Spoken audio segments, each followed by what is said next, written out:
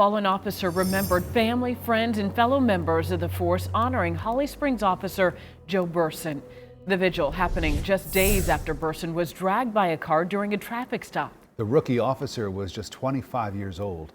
CBS 46's Sierra Cummings is live in Cherokee County tonight after hearing about the impact that Burson had on his community. Sierra.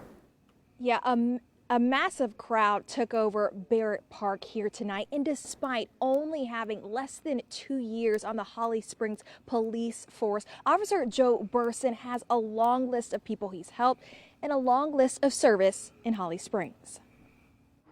By every account, Joe Burson was a public servant in his church, in his neighborhood, all across Holly Springs. You know those people that walk into a room and they make an immediate impact? That was Joe, but not with his words. God was going to give him strength. Through his actions, he touched so many, as evident by the sea of people here. The Burson family overwhelmed from the support, his widow, Mary Kate, listening to each story, honoring his dedication. I know it'll mean a lot to Mary Kate to know that so many of us are coming together to show that we do love her and we do appreciate what her husband sacrificed for us. Law enforcement calling him the policeman every chief wanted, neighbors describing him as the compassionate person every community needed. The day that Joe was interviewed at the Holly Springs Police Department, as soon as he left, the consensus was unanimous. We want Joe.